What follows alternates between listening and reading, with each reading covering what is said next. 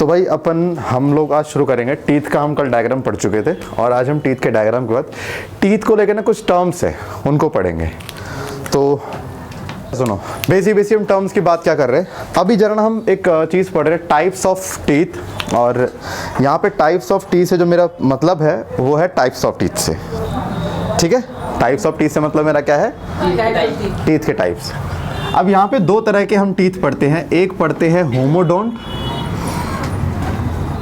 और एक पढ़ते हैं हेट्रोडोंट। अब होमोडोंट और हेट्रोडोंट नाम से ही आ रहा है, होमो मतलब सेम, जिनके पास सारे दांत एक जैसे पाए जाते हैं, इनके दांत में कोई वैरायटी नहीं होती। जैसे कि आप देख सकते हो एम्फीबियंस के पास ये पाई जाती है, रेप्टाइल्स के पास पाई जाती है, शार्क वगैरह पे भी देखने को मिलती है इस तरह के टीथ। मतलब इनके पास सारे दांत कैसे होंगे, एक जैसे। मतलब अगर हमारे में आप लोगे तो we have different type of teeth. अब हमारे पास डिफरेंट टाइप ऑफ टीथ कैसे, हमारे पास बेसिकली चार तरह के दांत होते हैं। पहला होता है इंसिजर, दूसरा होता है कैनाइन, तीसरा होता है प्रीमोलार एंड फोर्थ होता है it's not molar it's molar. ये मैं नहीं, डॉक्टर्स इसको ऐसा बोलते हैं। मैं पहले उसको मोलर बोलता, डॉक्टर बोला नहीं इसे मोलार कहते हैं, ठीक है। तो मैं कहा ठीक है भाई, क्योंकि आप इस फील्ड में तो आपको ज़्यादा बेटर पता होगा। Incisor, canine, premolar and molar, ये हमारे पास चार तरह के दांत होते हैं। इंसिजर जो होते हैं ये काटने के काम आते हैं, किसी भी चीज़ को इस तरह से बाइट करने के काम आते हैं, जबकि कैनाइन चीरने और फाड़ने के काम आते हैं। और अगर मैं बात करूं आपसे प्रीमोलार एंड मोलार, तो ये किसी भी चीज़ को च्यू करने में या क्रश करने में हेल्प करते हैं। गेहूं जब पीसते हैं तो गेहूं एक चक्की में पीसा जाता है, वो पिसाई का काम हमारे माउथ में कौन करता है, प्रीमोलार एंड मोलार करते हैं, ठीक है। ये हमारे पास चार तरह के दांत पाए जाते हैं। आपको बता दूं कि बच्चे के अंदर जो दांत सबसे पहले आते हैं वो पता है कौन से, इंसिजर, लोअर इंसिजर पहले आते हैं। सबसे पहला दांत जो उनका आता है वो लोअर इंसिजर का आता है, उसके बाद उनके बाकी दांत आने चालू होते हैं। अब आप लोगों ने सुना होगा कि मैं आपको बताता हूँ मज़े की बात, ये शायद आपने क्या किसी ने भी नहीं सुनी होगी। हमारे डिफरेंट एज में डिफरेंट बॉडी पार्ट्स की सेंसिटिविटी बहुत ज़्यादा होती है और ये शुरू होता है हमारे सर से। जब हम छोटे होते हैं तो हमारे माउथ पार्ट की, माने हेड पार्ट की सेंसिटिविटी बहुत होती है, और जब एज के साथ बढ़ते रहते हैं तो जब हम बड़े हो जाते हैं तब उसके बाद हमारी सेंसिटिविटी यहाँ से लेके यहाँ तक की होती है। एंड जब प्यूबर्टी हम क्रॉस कर लेते हैं, एडल्ट में आते हैं, तब इस एरिया की सेंसिटिविटी ज़्यादा होती है। इसीलिए क्या होता है कि जब बच्चा छोटा होता है तो जो पार्ट उसका सेंसिटिव होगा वो उसको टच करेगा बार बार, तो उसका टच क्या है, माउथ वाला एरिया, इसलिए वो अंगूठा लेके माउथ में डालता है। ऐसा स्टडी किया गया कि हर एक एज के अंदर एक पर्टिकुलर एरिया सेंसिटिव होता है, तो इसीलिए छोटे बच्चे जो अपने माउथ में क्या करते हैं, डालते हैं उंगली। उनको एक तो वही मिल्क का एक हैबिट होता है, दूसरा वो काफ़ी ज़्यादा सेंसिटिव होता है, उनको कुछ भी दो मुंह में डालेंगे, कुछ भी दो, आप कुछ भी दोगे क्योंकि ये सेंसिटिव है। लेकिन जब वही बच्चा बड़ा हो जाता है तब उसकी सेंसिटिविटी वहाँ पे खत्म हो जाता है, वो सेंसिटिविटी नीचे शिफ्ट हो जाती है। इसी तरह से हम बोलते हैं एडल्ट एरिया, एडल्ट एज के अंदर क्या होता है, पैल्विक रीजन सेंसिटिव होता है, सो दैट्स वाई वहाँ पे सेंसिटिव, दैट वो पार्ट ज़्यादा टच में रहेगा फिर, और करते करते फिर बुढ़ापे में पैर तक, फिर तो पता ही उसका तो कवर में ही जाना है। तो हमारी बॉडी डिफरेंट एज में डिफरेंट बॉडी पार्ट को सेंसिटिव रखती है, जिससे हम उसको ज़्यादा उसका यूज़ किया करते हैं। तो बच्चे जब दांत बार मुंह में डालते हैं तो इससे क्या होता है, जब उनके अपर इंसिजर आ रहे होते हैं तो इस थंब से उनको प्रेशर मिलता है, किससे, इंसिजर से। अब देखो बच्चे ऐसे होते हैं, ऐसे करके दांत भारत में उनके ऐसे उठे होते हैं, मतलब ये मान लो कि वो कुकर पे नाम लिख डालें, इस तरह से उनके दांत होते हैं बाहर खतरनाक से। हाँ, जैसे होता है ना कि हम लोग मशीन से लिखते हैं कुकर पे कि भाई ये फलाना का कुकर है, मशीन लेते हैं, तो उनके दांत भी किसी मशीन से कम नहीं होते। और होते क्यों हैं, क्योंकि थंब बार बार क्या डालते हैं, मुंह में डालते हैं। ऐसा करने से क्या हो, जब थंब आप डालेंगे तो आप अपने टीथ पे क्या कर रहे हो, आप बाहर साइड में प्रेशर डाल रहे हो। जब कॉन्टिन्यूस प्रेशर डालोगे तो दांत कैसे आ जाएंगे, ही ऐसे ही हो जाएंगे ना। फिर बाद में हम ब्रेसेस लगवाते हैं और उसको फिर तार के द्वारा अंदर करवाते हैं। जबकि अगर वो हैबिट ना रखो तो आपके टीथ नॉर्मली आएंगे, आपके कहीं बाहर नहीं आने वाले होते, ठीक है। तो ये एक चीज़ है, कभी अगर रहा तो मैं आपको पढ़ाऊँगा। दो चार चीज़ें हैं, एक है साइकोलॉजी ऑफ लव, ठीक है, हाँ बहुत काम की चीज़ है ये, आप लोगों के बहुत काम की चीज़ है। और दूसरा है ये कि बॉडी पार्ट कौन कौन सा बॉडी पार्ट किस किस एज में ज़्यादा सेंसिटिव होता है, ठीक है। तो अभी आप इतना समझ लीजिए। तो ये इंसिजर जो है, ये बच्चे में सबसे पहले दांत कौन से आते हैं, इंसिजर के आते हैं।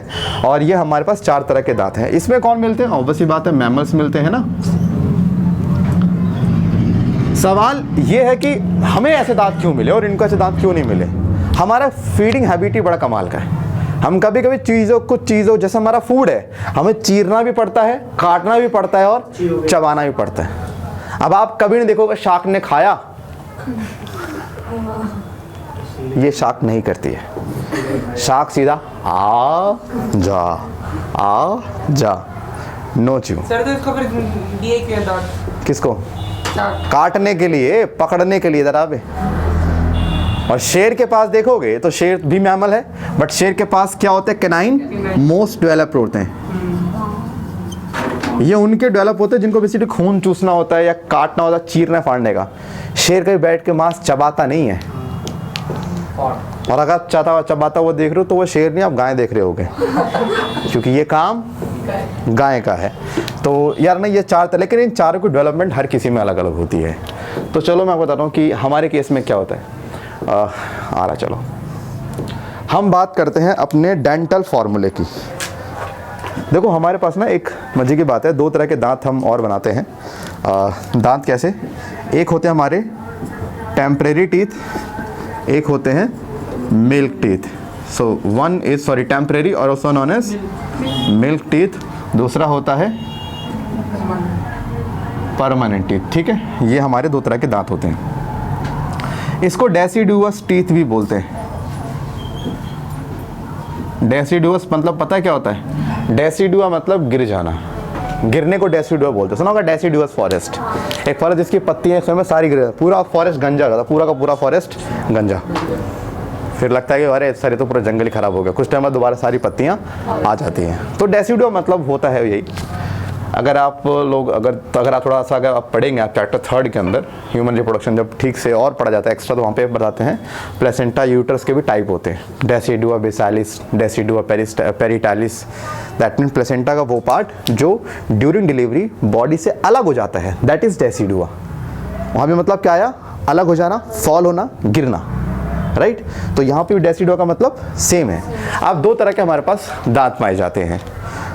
एक दांत हमारे वो होते हैं जो कि हमारे सबसे पहले हमारे जन्म के बाद वही दांत आते हैं, इसको बोलते हैं मिल्क टीथ। इनका फॉर्मेशन पूरा मिल्क का हाथ होता है, लेकिन ये टीथ ज़्यादा लंबे समय के लिए नहीं होते, बहुत शॉर्ट पीरियड ऑफ टाइम के लिए होते हैं। माने बचपन की एज में ये दांत गिर जाते हैं और इनके गिरने के बाद हमारे पास कौन से दांत आते हैं, परमानेंट टीथ आते हैं।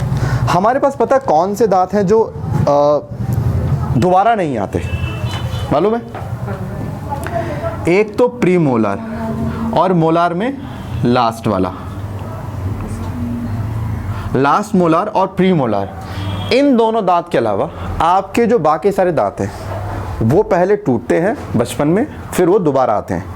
लेकिन ये प्री मोलार और लास्ट का मोलार ये ज़िंदगी में सिर्फ एक बार आते हैं, और जो दांत पूरी ज़िंदगी में एक बार आते हैं उनको परमानेंट टीथ कहते हैं।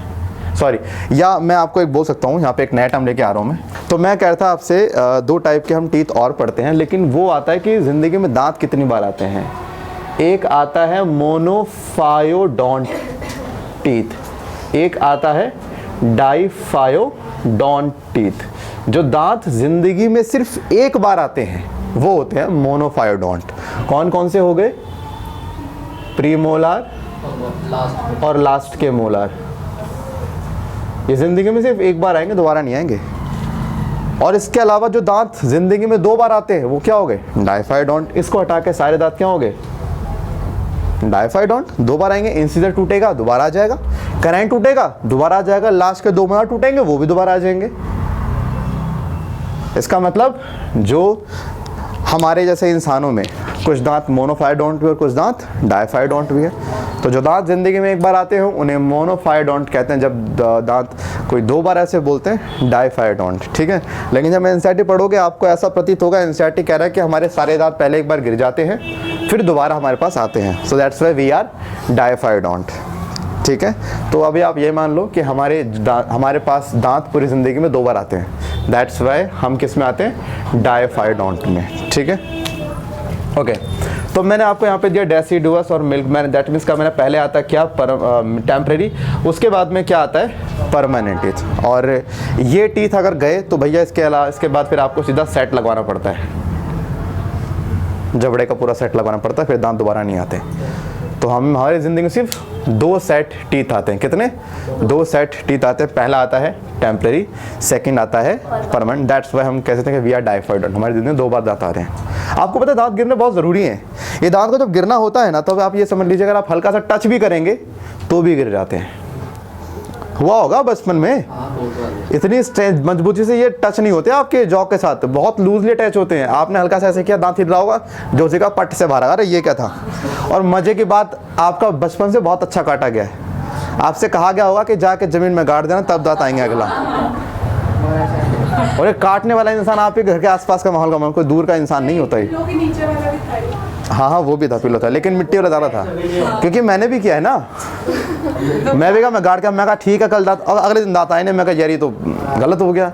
बाद में पता लगा ये सब इलॉजिकल चीज़ें जो लोगों ने बना दी, और कहीं ना कहीं हम यही झोल हम लोगों का, हम लोग यही हमेशा फॉलो करते हैं, किसी और का पर्सपेक्टिव को अपनी ज़िंदगी का पर्सपेक्टिव बना के चल रहे होते हैं।